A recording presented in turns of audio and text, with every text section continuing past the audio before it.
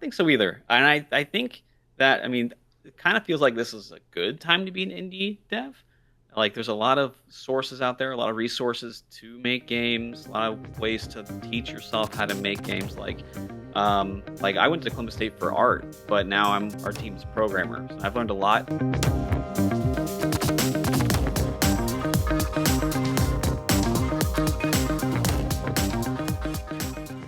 Good afternoon, everyone, and welcome to episode 110 of the Sandbox.Space weekly podcast. I'm your host, Chris, joined as always by Baby Girl, who's over there sleeping, Pumpkin, who's also over there sleeping, and every week we have a special guest. This week's guest is Nathan from Wooshido. How are you doing, sir? I'm doing well. How are you? Good. Before we got started, when we were in the green room, we were talking about GDEX and trying to get all that organized. So we've got a lot... We got a lot cooking on that front, but we're excited about that.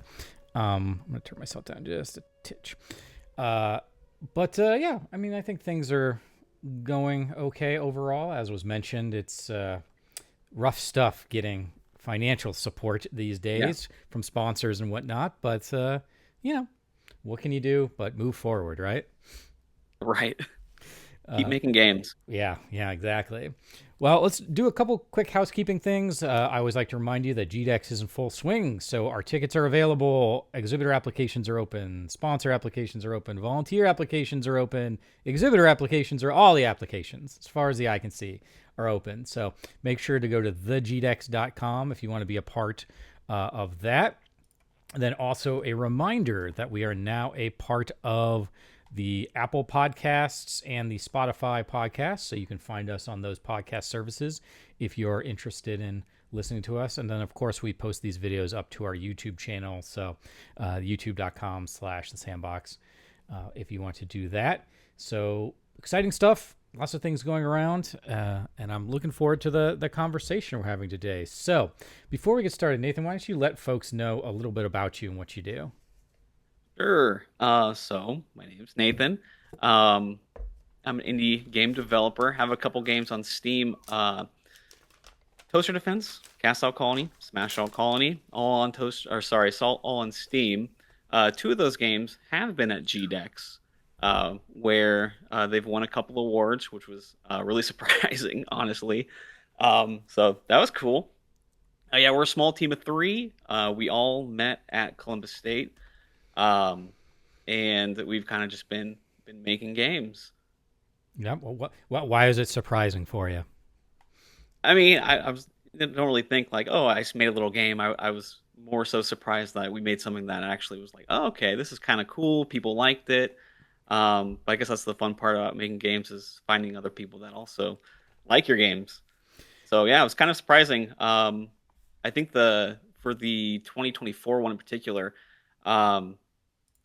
during the award ceremony, I was just kind of chilling in the Cast Out Coney won one of the awards, and I was like, "What? Oh, that's us, guys! Let's get up there!" So that was pretty cool. Yeah, I like the GDEX awards, so I always help to like spearhead it, and then I MC the actual award ceremony.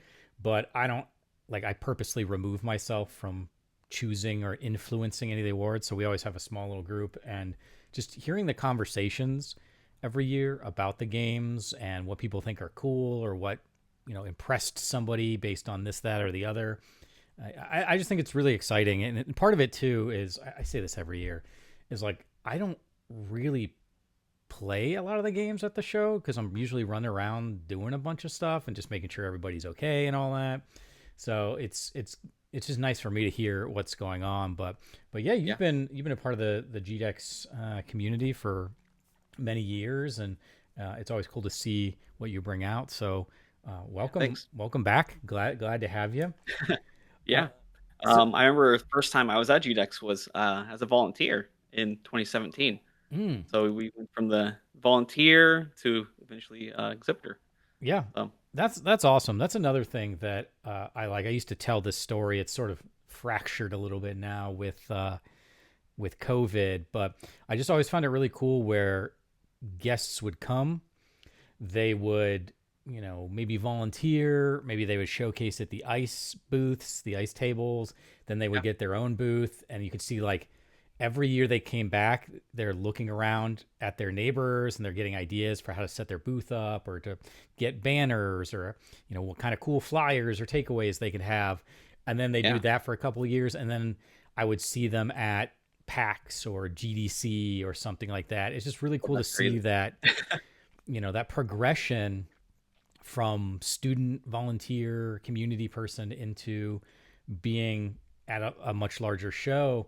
And even this year, I went to GDC this year, and I don't. Did you go to GDC this year? I did not. Never been. Oh, okay. So I went to GDC this year, and we had a couple of our both last year and this year. We had many of our GDEX community and our Sandbox portfolio teams do pitch competitions and talk to publishers and all this really cool stuff. So, yeah, I don't know. It's like we're all kind of grinding every day to make things happen. It's just Right. nice to see the progression of folks, Yeah. become successful. And then ultimately, I hear a lot that our guests, like special guests that come on, just really love the community and they're excited to come back. And, I don't think I've ever Yeah. had, even on some of our more off years, I don't think I've ever had like a special guest not want to come back. So, Yeah. thank you all Yeah. for doing that. Yeah. And definitely, you'll meet some really cool people too. I know that there've been a couple of times where, well, I guess the first year, when I brought Toaster Defense, made friends with my booth buddy.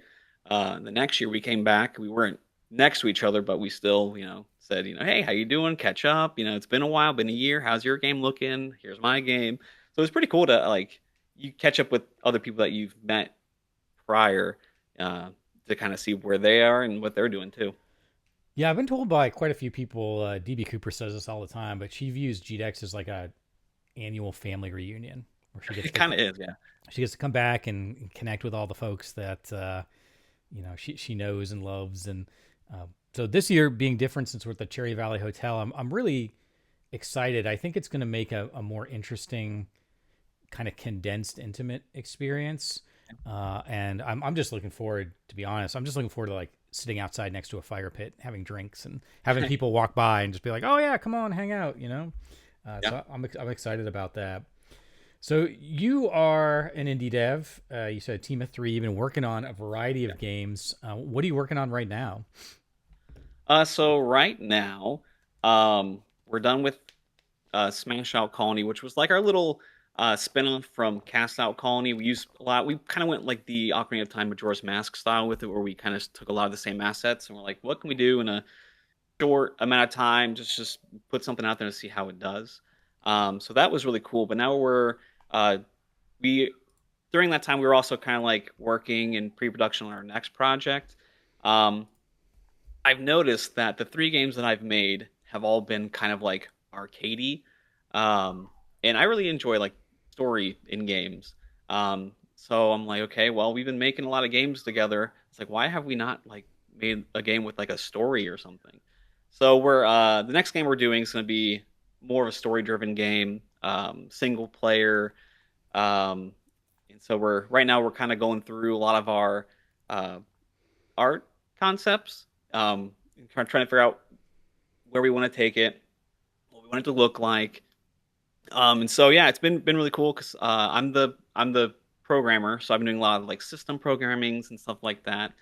Um, and the other two of the people on the team are both really talented artists, so we're at the phase where it's kind of like just go make stuff and we'll see if it fits, if we like it, and just kind of tune things here and there. So we're kind of early on in the stage, but we're having a lot of fun, I think. At least I am. So I think they are too. So yeah. Yeah, yeah, that's funny. You see that very frequently. I mean, even just recently, look at Housemark, who just released Soros, and they released Returnal before Oh yeah. that, Yeah, yeah. which are much more story-driven games, even though they're very like abstract and sort of eldritch horror, crazy town. Yeah. But Yeah. you go back in their history, and they started with very gameplay focused games. And my Yeah. first game I was introduced to them was, oh my god, I'm totally blanking on the release title for PS4, Resogun, and that's a very cool game, very like arcade shooter kind of thing. But I feel like developers, I don't know, a lot of us start out with like these really cool gameplay concepts in our brain, and then at some point we begin to feel like we have a story to tell, like Yeah, we want a narrative out there, yeah. and we begin to combine those two elements. So I think that's really cool. Have you ever done any sort of storytelling or writing or anything in the past? Uh, Not a whole lot. So this is kind of a new territory for me. So I'm having a lot of fun with it so far, though. That's awesome. Um, No D&D yeah. campaigns, no dungeon mastering. Well, okay. I have done some D&D. I've done one campaign where I was the DM, and I had a blast doing that. So I guess I gotta channel my inner D&D and see if I can put it to good use. Yeah, yeah. I've been really noticing too with. I mentioned this, I think last week we were talking about some of the YouTube content creators who have come out and made movies recently, like Oh yeah, Obsession, Mark. Backrooms, and then Markiplier just did Iron Lung, which was based on the Yeah, video game. That I think there's a significant portion of people in general, but in particular younger folks who grew up with like iPad mobile gaming, which was heavily based around, these gameplay mechanics. A lot of them were bordering on gambling mechanics, right. Yeah, and if not fully, sort of Skinner box kind of stuff. And they are really wanting to like dive deep into narrative experiences where they feel like they can connect to characters or yeah, learn something about, a world or a narrative. And when they finish the game, it it leaves them with something that they connect with, that maybe they even think about. Like I still think about. So again, I'm a little bit older. I born in '81, so I played all the games to the '80s and '90s, and but there's some games like I just saw one of the YouTubers I watch is playing BioShock for the first time, and like I think about that game all the time. yeah. Mass Effect, I think about all the time. Oh man, There's plenty of aspects. yeah, there's plenty of games in the '90s that I just think about all the time, and I think that's the really exciting part about just art in general is ultimately you're trying to create an experience that hopefully people will take a little something with them. Yeah, for sure.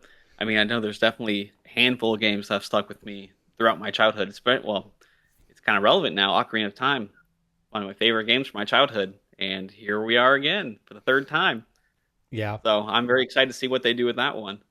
Yeah, I'm excited too. I know a lot of people are like, "Oh, it's very uninspired for Nintendo to just re-release Ocarina of Time," but like this seems like an actual remake. The others were kind of Yeah, a rough polishing to get the game up to, maybe closer to modern standards.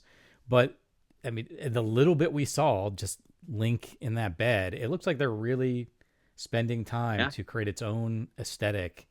And yeah, Ocarina of Time, I cannot tell you how many times I played that game.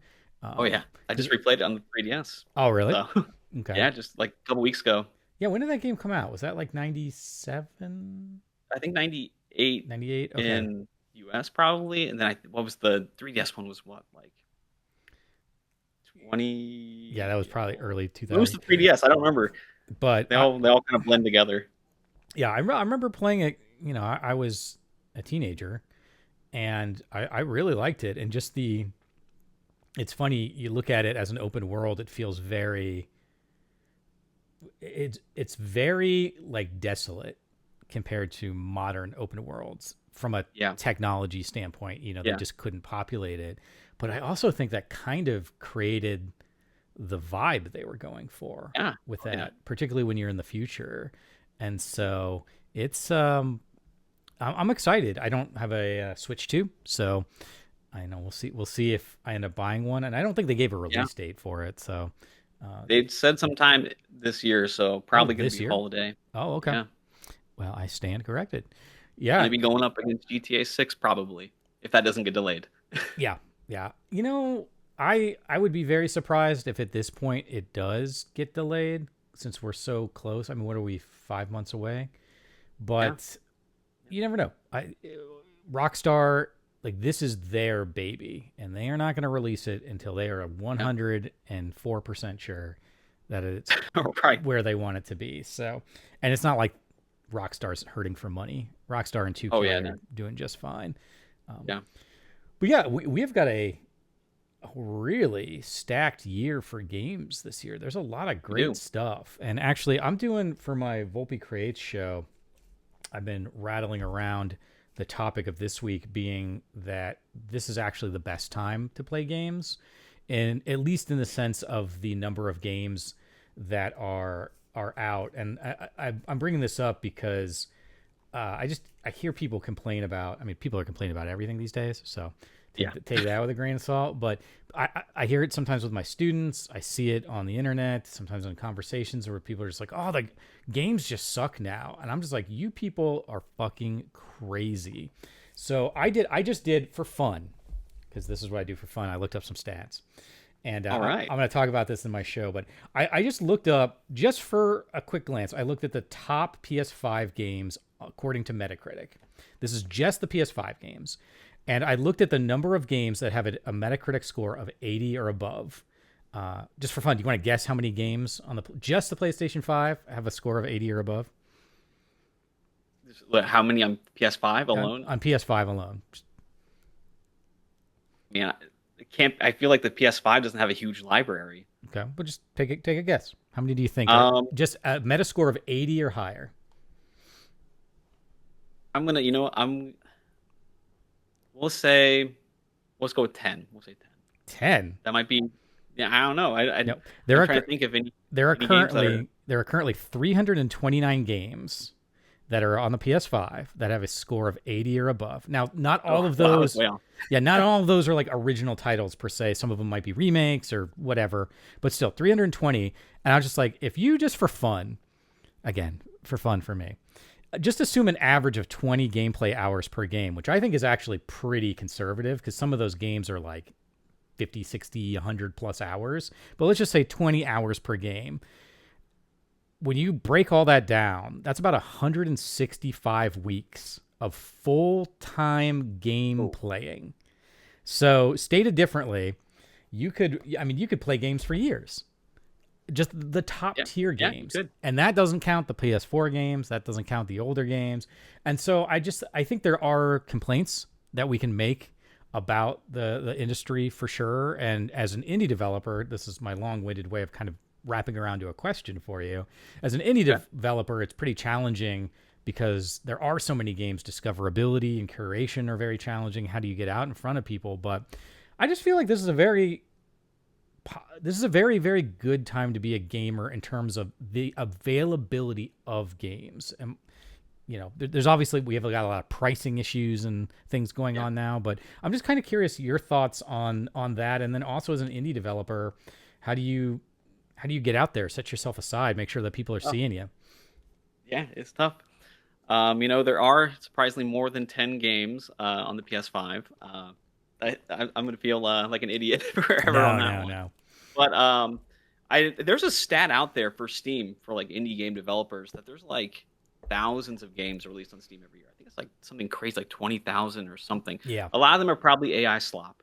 But that just shows you like how hard it is to even like you're just in the sea of new games that are coming out. Mm-hmm. So it's difficult to even get noticed, especially because there are a lot of those games that they do well on Steam. So Steam is going to push those games, a lot of your AAAs and things like that. So you're not just competing against other indies; you're also competing up against the big dogs. Um, and yeah, so for Smash Out Colony, I'm not sure if you've seen it, but it's basically like have you heard the game Ball X Pit? Yeah, I've never played it, but One, I've heard of okay, it. so Ball X Pit was this game that's kind of like a Breakout, where but it's kind of like a bullet hell Breakout kind of a game. And so when we were making Smash Out Colony, that's the idea we had. We're like, oh, we can make a game for like 6 months while we're kind of like working on both games, trying to do pre-production on this one, but also give us something to do, like just put something together. And um, that's the idea we came up with. Like, oh, it's like, what if we do like a breakout game where the enemies just kind of keep moving down the screen, and we had this character from Cast Out that had this giant hammer, and we would just like, what if you just like launch projectiles and they bounce around, and you smack them back, and you basically just try to make it so the enemies don't like reach the bottom of the grid because they don't take damage. And so we were probably like 3 months, like halfway through, like our development, what we had planned for it. Um, and then Ball X Pit is announced. The exact same type of game. It's has Devolver as its publisher, and it went bonkers uh, on the Steam Next Fest, and everyone was playing it. This was back in June of 2025, I believe. So we were like, well, that's great.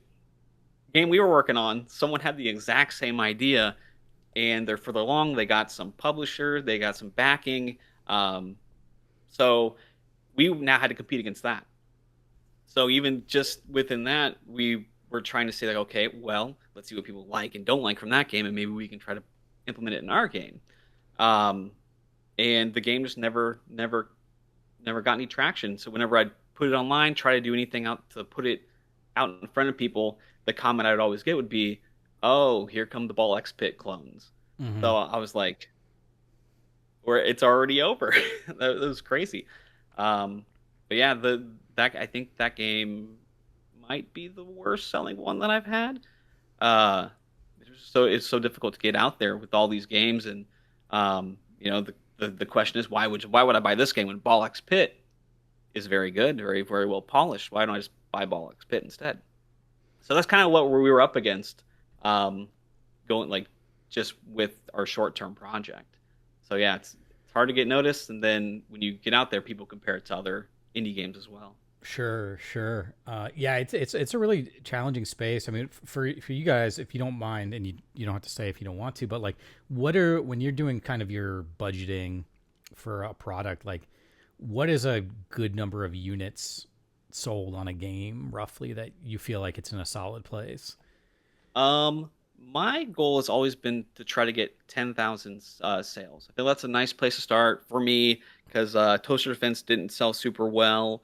Cast Out Colony was our best selling one. Didn't hit the 10,000 mark though, but it did do fairly well. And then Smash Out kind of was in the Toaster Defense level where they just didn't do very well.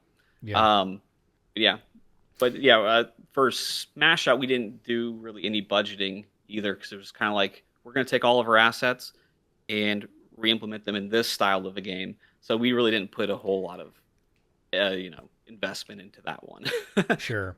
No, I think that's fair. I always tell folks when I help mentor indie studios and developers, I always feel like 50,000 units as an indie developer that has like a publisher of some kind. You know, it doesn't not like a Devolver, but some kind of publisher helping him out. 50,000 units is about kind of the best you're going to see as for a success for a Yeah, relatively new studio.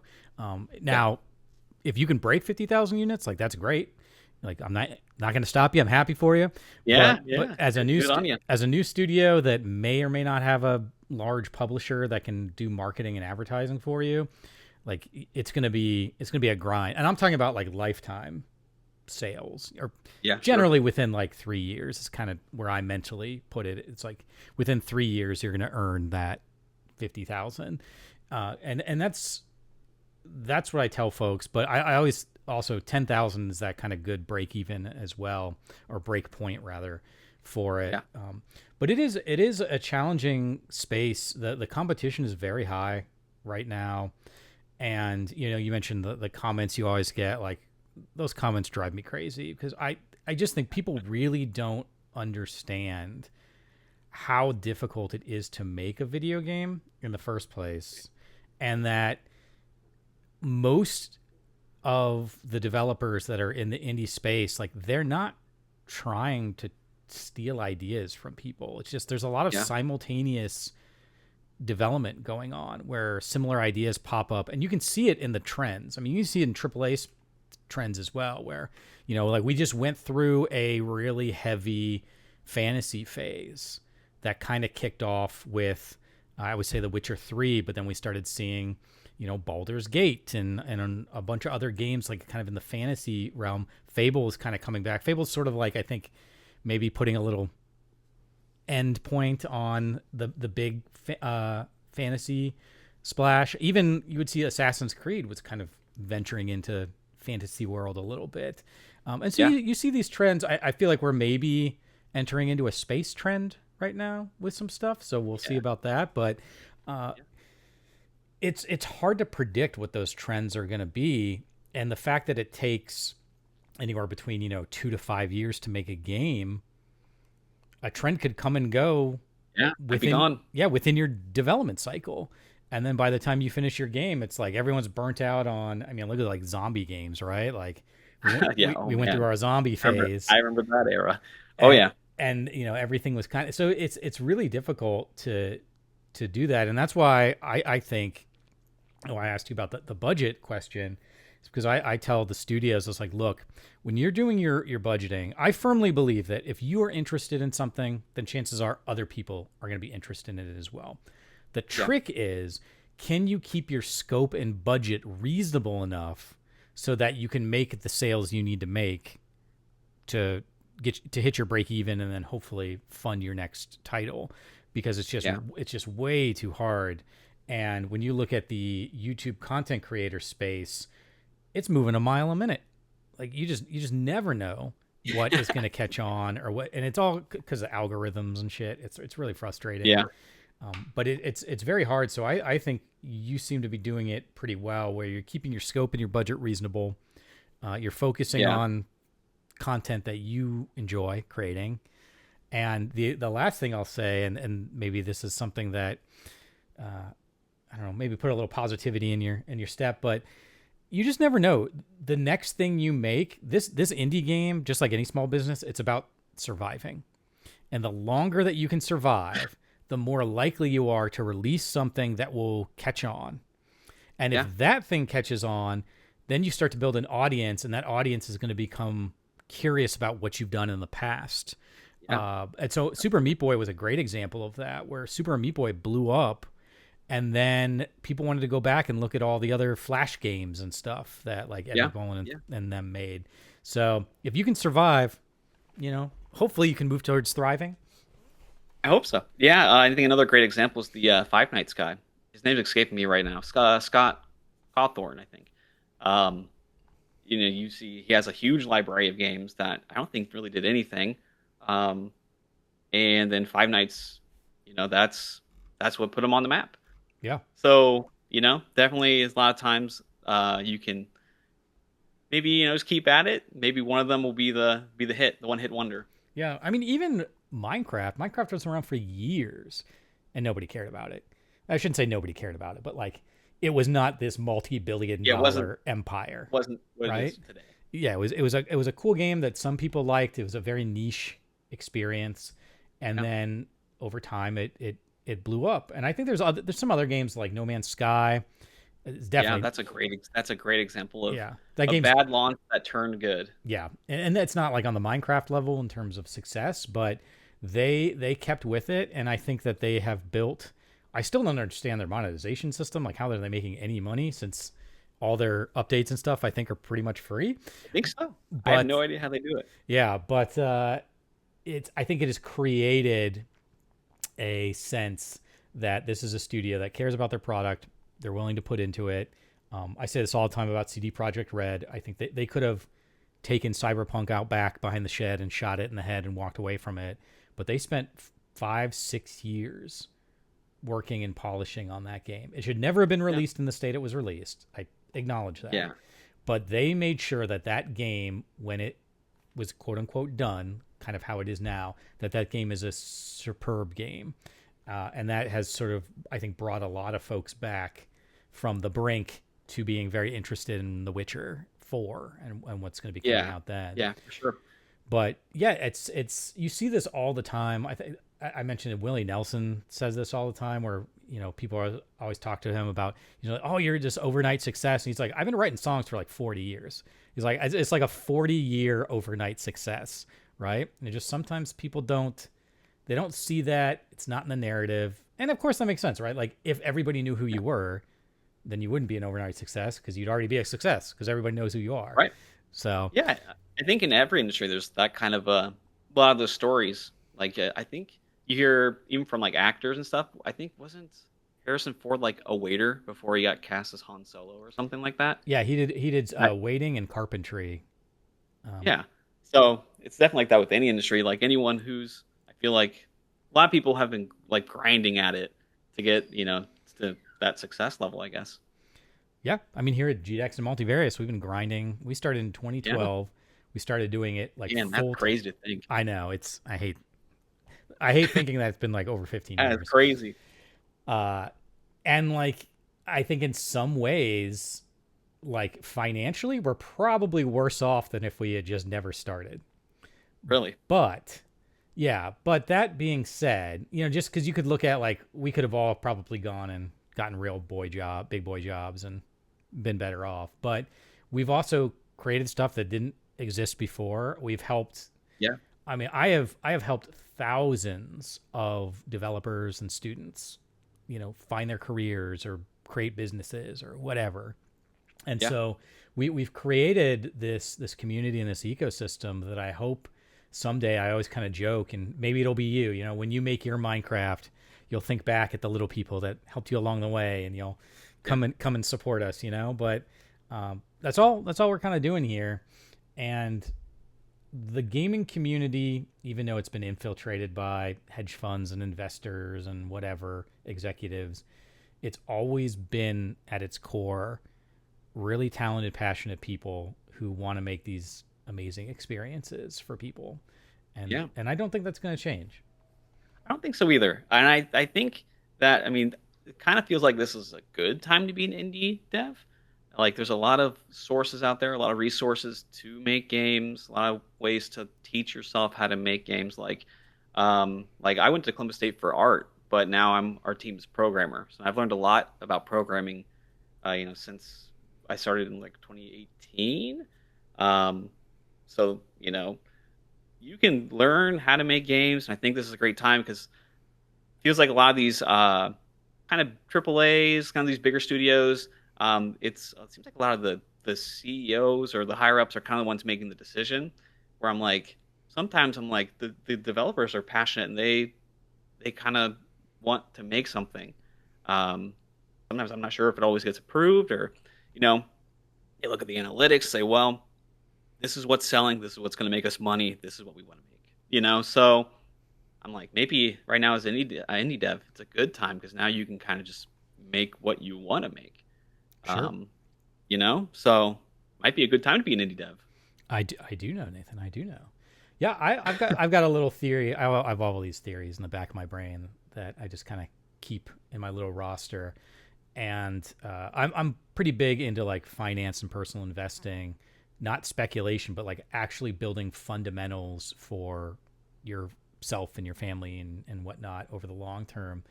And one of the things that Warren Buffett always comes back to is that at the end of the day, it's always about the fundamentals of the business. Is the business providing a good product or service to its customers in a way that treats them with respect and builds loyalty and whatnot?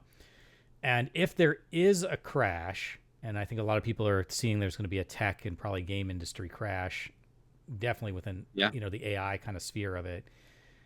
I think that you're going to see which businesses really built their empires on the fundamentals, because you don't need to be making 30, 40, 50, 100% returns every year.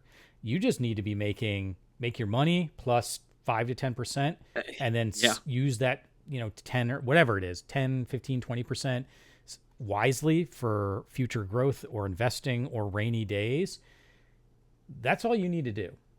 And if something does implode or explode or some kind of plode on us, then I think we're going to see a lot of companies in the space survive because they didn't try to do these stupid monetization schemes, or they weren't trying yeah, to, embed AI into everything, even though it didn't need to be there. yeah, And the yeah, customers, the players, are gonna they're gonna hang on to the companies that they like, the games that they enjoy. So that's my yeah, little pet theory. We'll see if it's true yeah. or not. I would say there's some truth there too, because I think like I don't know if they figured this out yet, but like gamers aren't dumb. Yep. Like if you're gonna do something, I think what was it, Battlefront 2? I can't remember what game, which one that was. But like everything was behind a paywall. And I remember that one got so much flack because someone did like the math, and you can unlock everything for free, but I think you had to play a certain amount of time to unlock stuff, and it was like a crazy amount of time to unlock everything, like almost unrealistic, because they wanted you to buy it. And I think the same guy is he was quoted saying he wanted at one point he wanted to like make a player pay like a quarter every time they reloaded their gun. I was like, that game would fail so fast because gamers are like, I don't know if that would fly. Gamers Oh, are smart absolutely. and they're gonna especially they're gonna suss stuff out too. So Yeah. yeah, Well, I definitely yeah. no, I hear you. I think a lot of gamers that are like, one of the things I always say too, just as like a little asterisk, is like folks like you and I, we're not the average gamer. We're like the hyper nerds that are like we're in it, right? We're the Yeah. ones with the Steam libraries or of hundreds of Yep. games we're never going to play. Most players, most casual gamers, they're buying 1 to 3 games a year. They might have an Xbox or a PS5, and so take everything that we say sort of with a grain of salt here, but I agree. I think one of the things that I've noticed, I think more than almost any sector, if not more than any sector, is that gamers really have an eye for being scammed and taken advantage of. Yeah. And I think a Big lot of time. that has had to do with, since I was a kid, since I was a youngin', people have always been trying to break into the gaming market to find ways to like make money and monetize and whatever, whether it's movies or toys or Yeah. whatever, right? And it's why a lot of the video game movies suck, because the people making them don't actually care if they're any good. They just want to use Yeah. us as a customer base. Yep. And Yep. so we've kind of created this sixth sense around us. I think also the fact that we grew up with the internet and gaming is a very tech forward hobby, that we have this sixth sense of when we're being pandered to and when someone's trying to take advantage of us. And Yeah. so whenever you try to pull some of this nonsense, then most of us are just like, all right, see you later. And Yep. on Absolutely. top of I've said that, that a few times. yeah, on top of that, because gaming is an interactive activity, whenever you insert any friction in that process, you are inherently making the product worse, which is then driving people away. So whenever you're trying to add these stupid microtransactions, or there's an ad every time you complete a level or whatever, like all of these things make the gameplay experience worse. And I was actually thinking about that yesterday because I don't know if you've heard, but Tim Cook, the CEO of Apple, is stepping away, and a new guy is coming in. And I've been doing a little bit of research on him, and he seems like he actually might be a really good transition, like a new CEO. But I look at like what's gone on with Windows, and I think I view my operating system, my computer, it is a tool, right? Like it helps me accomplish things. Yeah. So every time I have to deal with your OS nonsense, or there's a pop up or an ad, I mean, I was Tom's on chat right now. I was griping with Tom yesterday about Google. Like every time you log into Google to use like G Suite, to use any of the Google tools, there's a new friggin' pop up about something. About Yep. 80% of them are about their stupid Gemini AI or whatever. I was like, Yeah. I Yep. don't care. Every time you interrupt my workflow, it drives me crazy.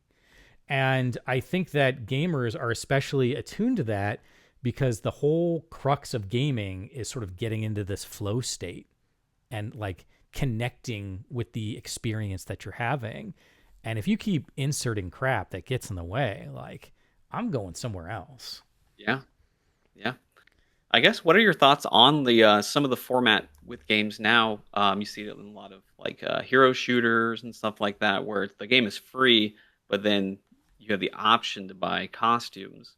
I remember like I played a lot of Overwatch One, which it's Overwatch One again, but I played a lot of Overwatch One.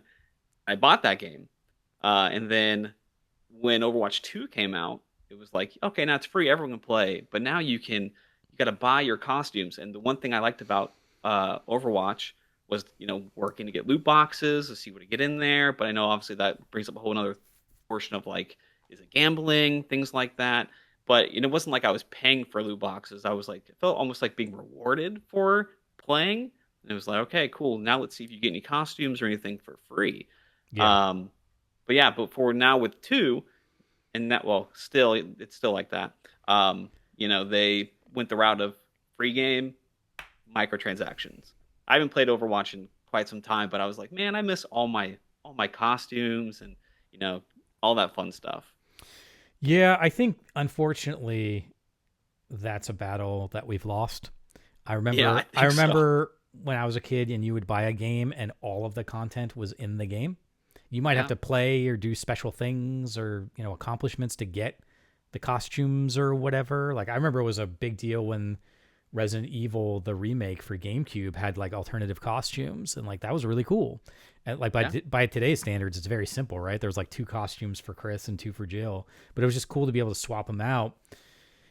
That's just not the case anymore. I mean, thankfully, we've gotten past, I think, more or less, where some of that content used to be tethered to the store you bought the game from. Like if you got it from Best Buy, you would get these DLCs, and if you got it from Target, you'd get oh these yeah, yeah, yeah. DLCs. Like that was really friggin' annoying.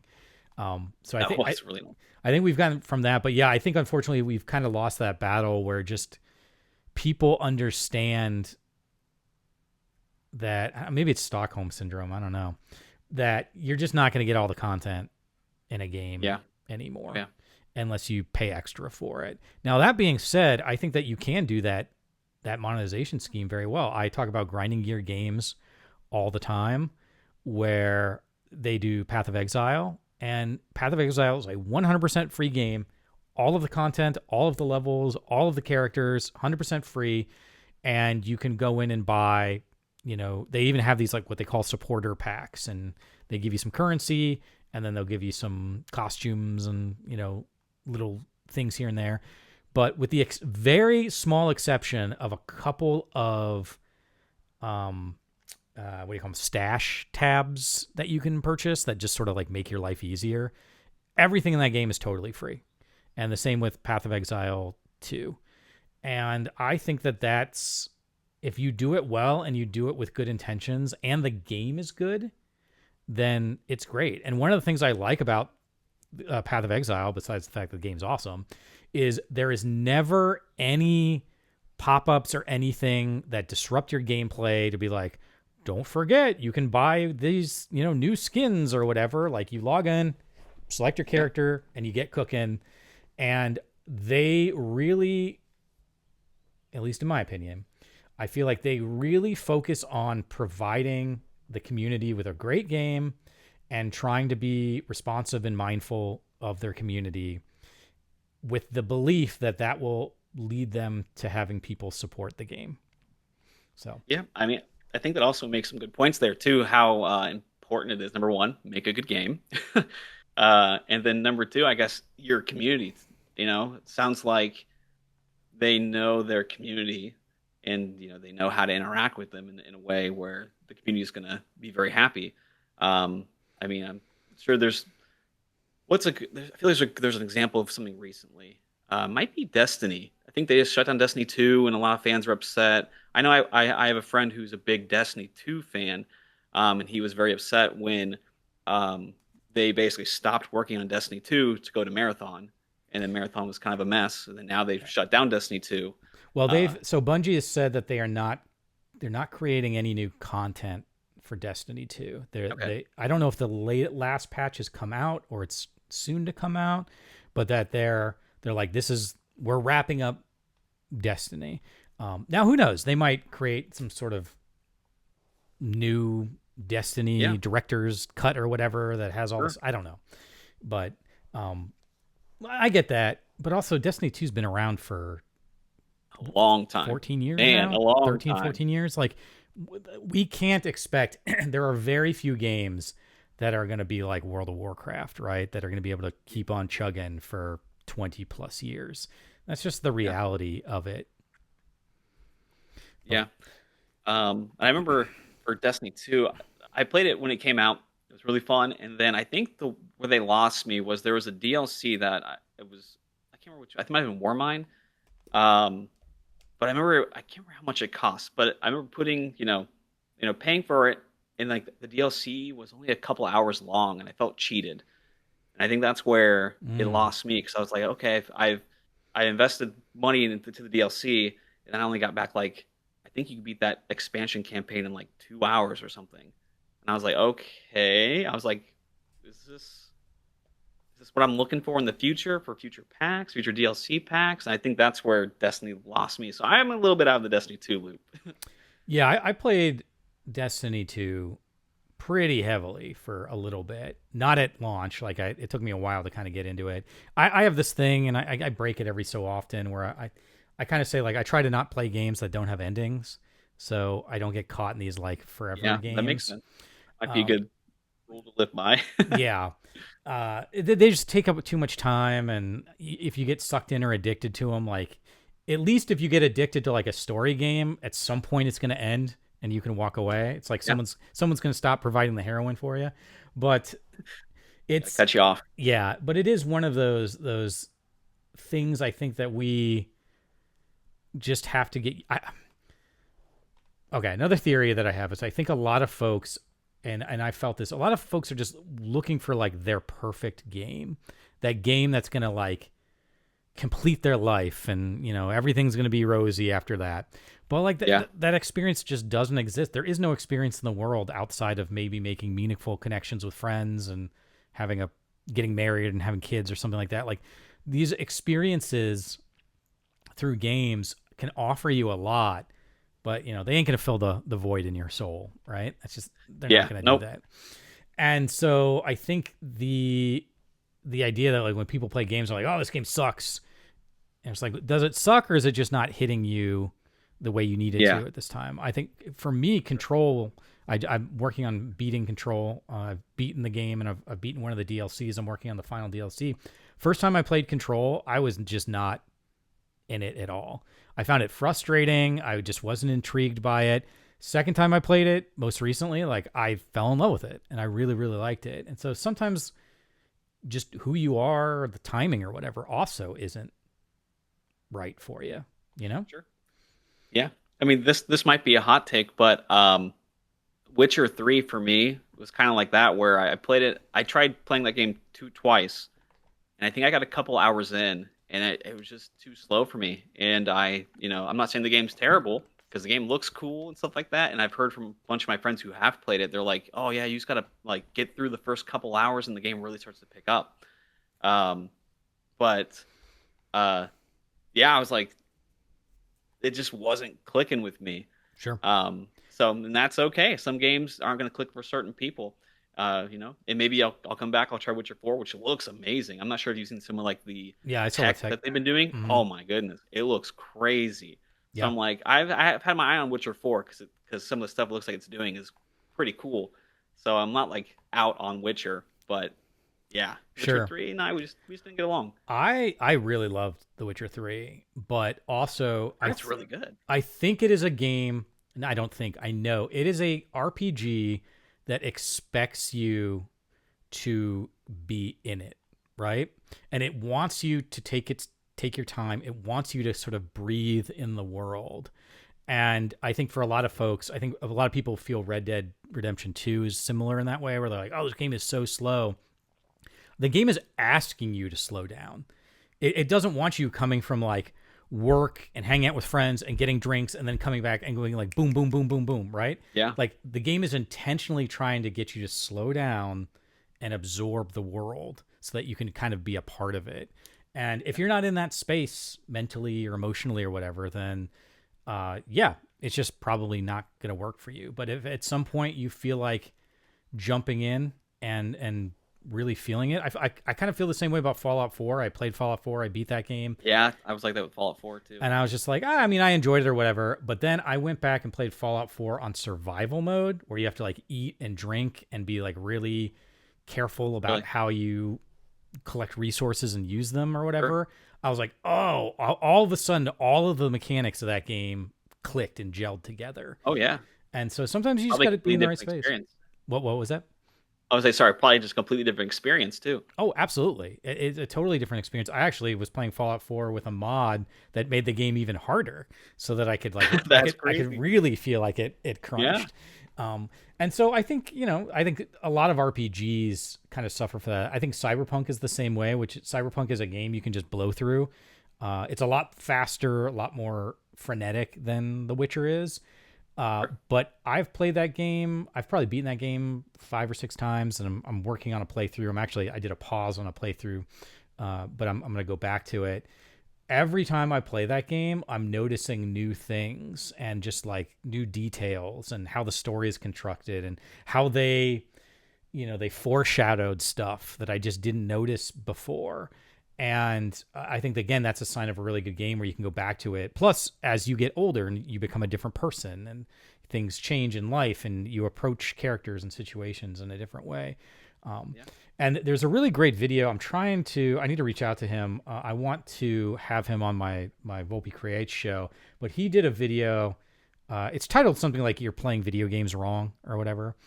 And the I think idea I've is, seen this one in my algorithm. okay, it's I think it's really good. And the gist is that we're all coming into everything at life just like full speed, dopamine blowing out our ears, wanting whatever the next thing we do to really punch us in the face.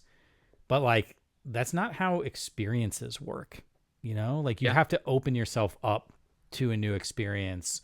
And that's one of the things I really love about video games. And it's also one of the things I love about GDEX, is that you have so many folks. All you guys are coming in with all these like really unique twists and takes and ideas.